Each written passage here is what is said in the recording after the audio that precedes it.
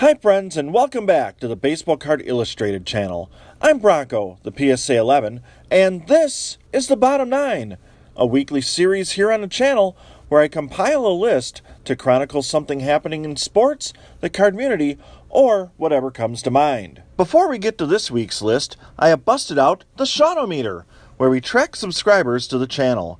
I would like to quickly encourage you to hit that subscribe button before we get to the highlights of this presentation. Did you know that nearly 2/3 of people who click on a video watch the content but don't subscribe to the channel?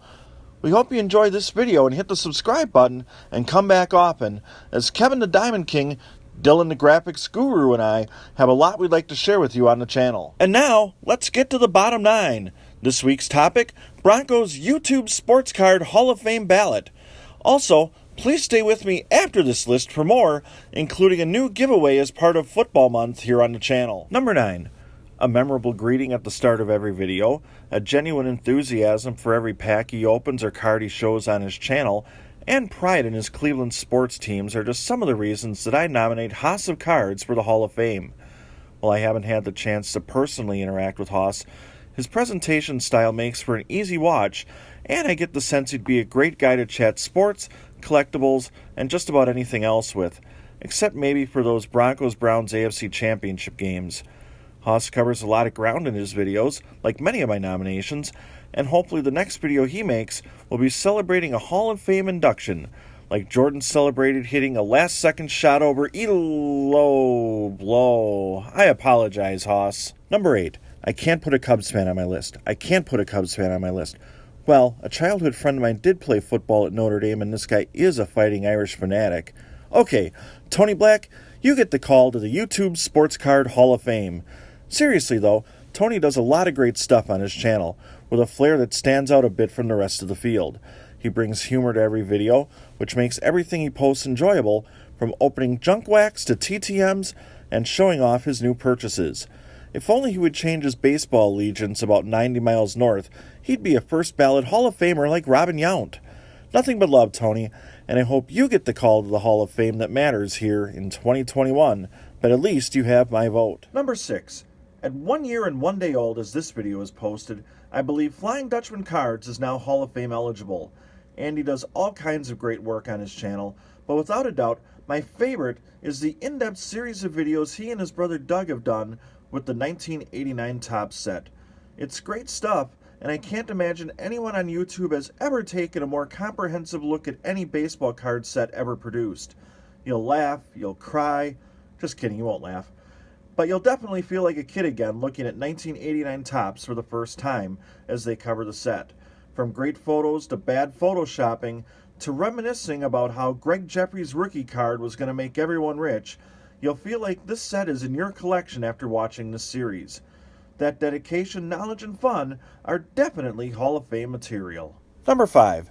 This may be a somewhat controversial selection, but I nominate Jab's Family for the Hall of Fame.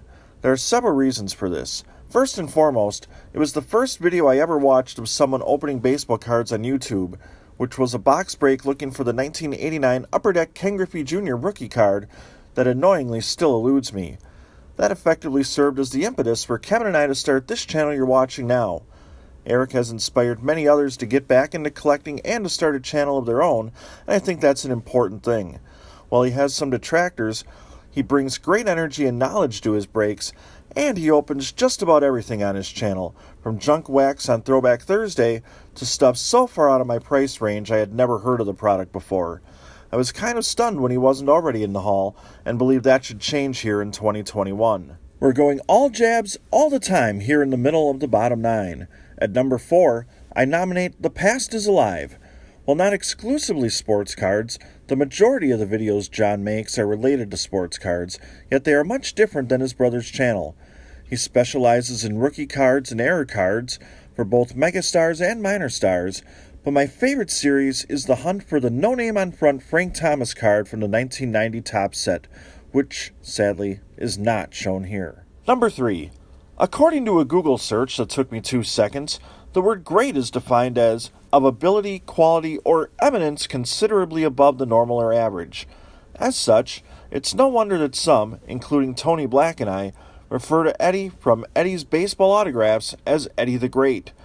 While I can't speak much for his content prior to 2020, since last year is when I came upon his channel, he had a Hall of Fame season last year in my book. A genuine person with a great collection, who features many of the same collecting interests as me, Eddie shows off recent additions to his collection, is a fellow TTMer, and offers a great monthly contest among other highlights. I've learned a lot about collecting from Eddie, and believe he deserves enshrinement in YouTuber's Town, or wherever the YouTube Sports Card Hall of Fame would be located. Number 2. I admit that I'm taking a little bit of a risk that this part of my ballot will be thrown out, because Scott at Reindeer Studios primarily features art rather than cards on his channel, but I would also argue that his art is better than anything that appeared on a sports card in 2020. Plus, he also does get these drawings signed. His artwork is just sensational, and in the event this vote is tossed out on a technicality, if it means someone who hasn't taken the time to check out his channel gives him a look and a sub, this vote will still be well worth it. He participated in our Rob Deere Starting Lineup World Tour, taking a great look at his hometown of Akron, Ohio. What Dogs Playing Poker is to the art world, Scott is to the sports collectors community. And trust me, I mean that in reverence and with all due respect. And if you don't like dogs playing poker, I guess we can't discuss art.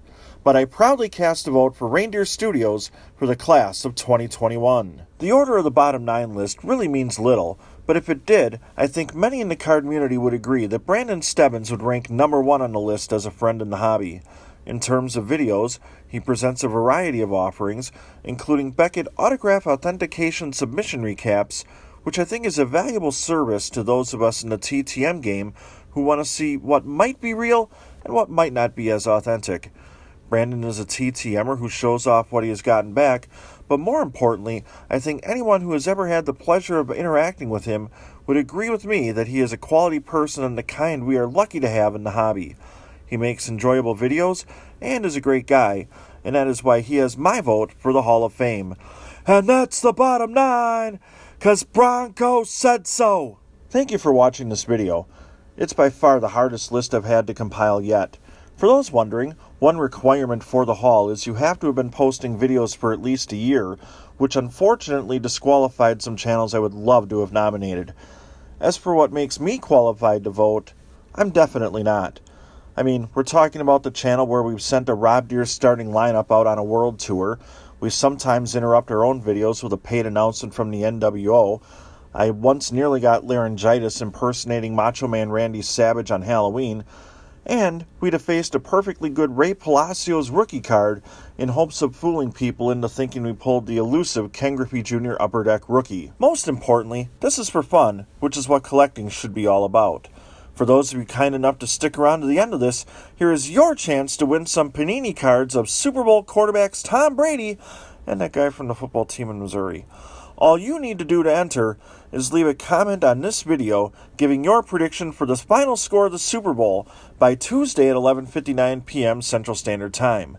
One comment will be picked at random next week on the bottom 9 when football month rolls on and I show off my bottom 9 favorite football helmets from my collection.